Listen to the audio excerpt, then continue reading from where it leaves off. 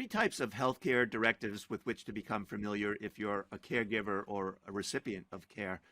One of which is the healthcare proxy, or durable power for healthcare, which we've already discussed with Harry Margolis in a previous interview. The other documents that we need to think about are medical directives, including living wills. And here to talk with me about that is Harry Margolis, author of Get Your Ducks in a Row. Harry, welcome. Good to be back, Bob. Good to have you here. Where to begin? We've talked about the healthcare proxy, medical directives, including living wills, are other important documents that caregivers and recipients of care need to have. Do you want to start with where to begin? Well, I think we should talk a little bit about the terminology, and we talked about this a little bit before. In our last episode, we talked about healthcare proxies and durable powers of attorney, where you appoint an agent to carry out your wishes when you're no longer able to express them yourself, and that's just appointing someone to make these decisions for you. But then the question is, how are they going to make those decisions? How do they know what you're going to want?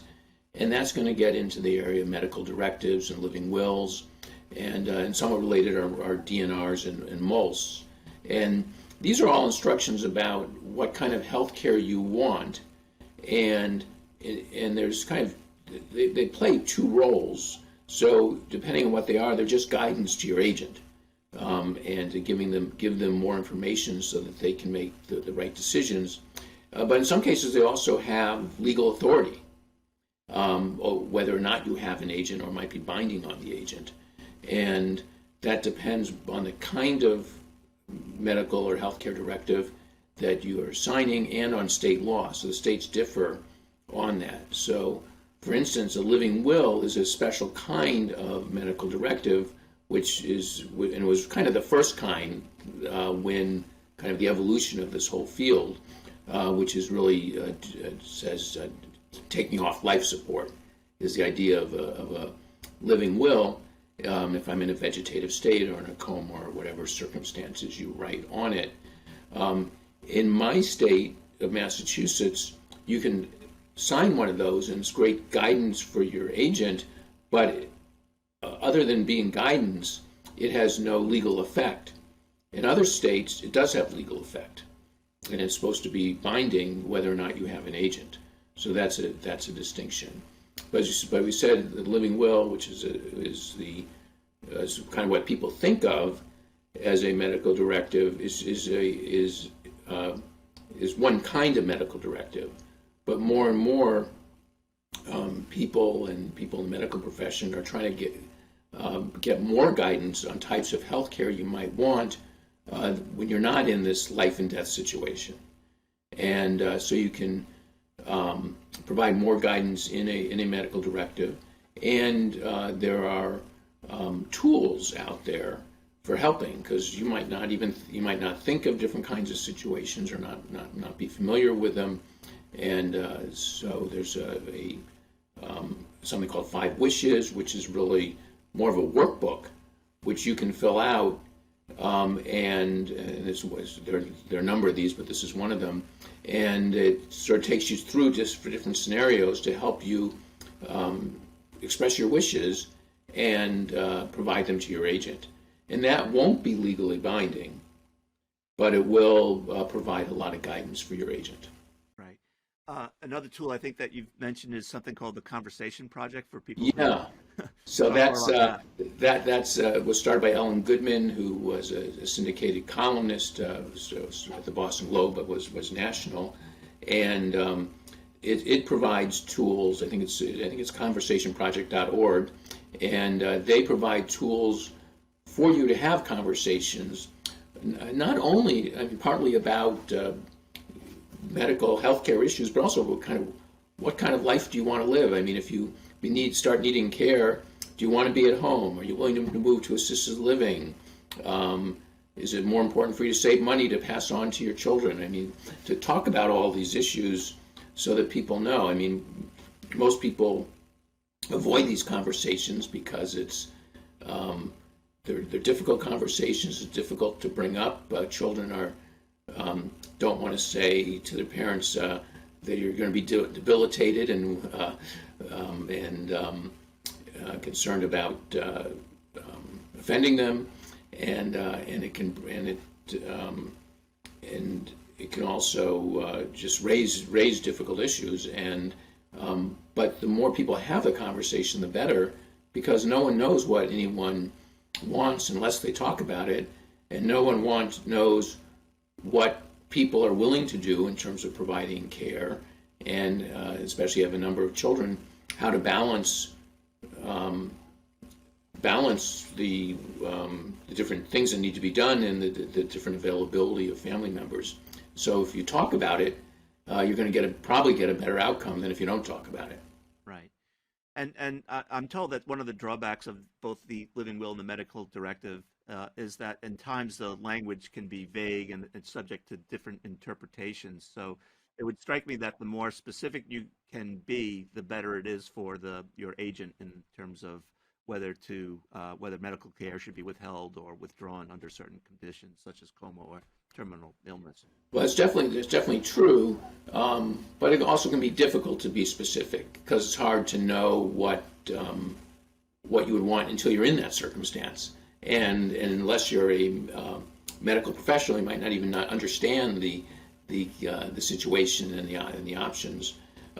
Years ago, there was a form that was developed by some doctors at Mass General Hospital, which had a whole chart of different medical conditions and what kind of care you would want in different circumstances. And it seemed to me that unless you were a doctor, you couldn't fill it out. So speaking of this notion of the directive being written out and communicated, any thoughts about whether it could be delivered orally in the sense that some of these discussions are nuanced, right? I sometimes think about people who say, on the one hand, I don't want any life-sustaining measures taken. On the other hand, I just don't know what that might mean, right? Right. Yeah. So I think it's nuanced, and I think it changes over time too, because the reality is people think, well, I wouldn't want to be kept alive if I were disabled and couldn't do this or do that from where I get pleasure. But then the reality is people in those situations do want to stay alive, and they still do get pleasure from life, whether it's just from seeing their grandchildren may be the most important thing to them. So these conversations it's not a once and done. They need to be repeated over time. What about combining the medical directives with the healthcare proxy into one document? Is there a case to be made for and against doing that? Yes, I mean, we're lawyers, so we can do both sides of that. So the case for it is, first of all, to make sure it's done. So if you're doing the document, to make sure you're also providing some guidance, and that it's not lost and everybody can see it. The case against it really is that it may be that, first there's a couple of cases against it. One, again, the medical directive, you can say something, I think, general in the healthcare proxy or durable power of attorney for healthcare, but if you're going to get really specific, I think you should have a side document, because again, it could take a while. It may delay getting the healthcare proxy or power of attorney executed, and it may, as we said, change over time. So I think you can provide general instructions in a single document, but it can make sense to do both. And then there may be instances where you actually don't want all this information out there for everybody to see. You may want to provide it to your agent so they have guidance, but not as part of a document that's going to be in your medical records and circulated. Yeah, I'm told of situations where hospitals might look at the medical directive when it's combined with one document and use that as their guide as opposed to deferring to the agent. Right, and that's going to be contrary to law, but that doesn't mean they won't do that. Let's talk about, I guess, the basics: where to find one to complete, when you should do it, where it should be stored, who should know about it, etc. Yeah, so like other documents, well, do it now, but you should review it over time, and again, as with the healthcare proxy, maybe every decade or so if you're younger, but once you get into your 60s and 70s, probably every 5 years or so. And so some of these documents that you can find online, if you are doing an estate plan, your attorney should do this as part of the package. We actually we do in our practice we do a healthcare proxy we have a few options for kind of a one paragraph medical directive to guide the agent, but then we do provide this 5 wishes workbook to clients, which they can fill out at their own leisure. And there are, I think as I said, I think there are other workbooks like that out there. So you can Google that, really, a healthcare or medical directive or guidance workbook, and see what comes up. And some of them are free, some of them maybe you have to pay for, but I think it's pretty nominal what you pay for them.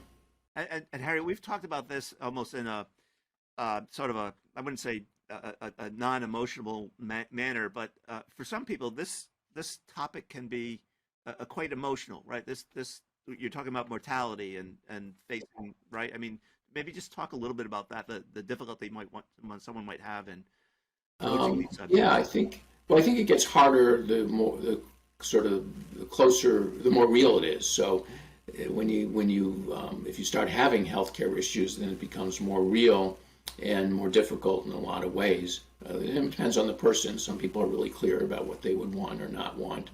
But we had experience just recently with a woman who's been a client for a long time and had a pretty standard healthcare proxy with a 1 paragraph medical directive.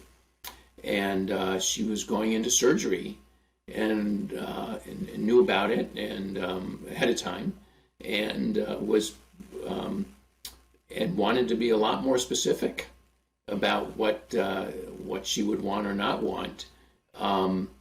And we went through several drafts of a new healthcare directive for her before it got to be what she wanted. So I think where things when you have healthcare issues, as I said, things get more real, and you can be a lot more specific in those cases about what you might want.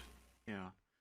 And part of my hope for doing these series of interviews with you and others on this topic is the notion that if you can do this in advance of there being a crisis, all the better, and that the thought of doing this during a crisis, what does that mean to you and the people that you deal with? Well, I think it's often too late. So especially with this again, we talk about capacity as a bright line about you have capacity and you don't have capacity, but that's not the reality. So that the reality is that everybody has some level of capacity, and so we often have clients who have no plan, or they have a really old plan, and then something happens. They had a stroke. They're beginning to experience some sort of dementia, and now they want to do their estate plan. And depending on their level of capacity and what they're trying to do, it can get it's harder or easier. And so it may not be that hard to ask them who they'd want to make decisions for you, appoint an agent. But then when you get into more sort of complex or difficult questions about what kind of healthcare you might like in different situations, and imagine what those situations might be, that might be beyond their capacity to talk about. So you may be more limited in what you can do. For now, I think we covered it all. So thank you for sharing your knowledge and wisdom with us. Okay, my pleasure, Bob.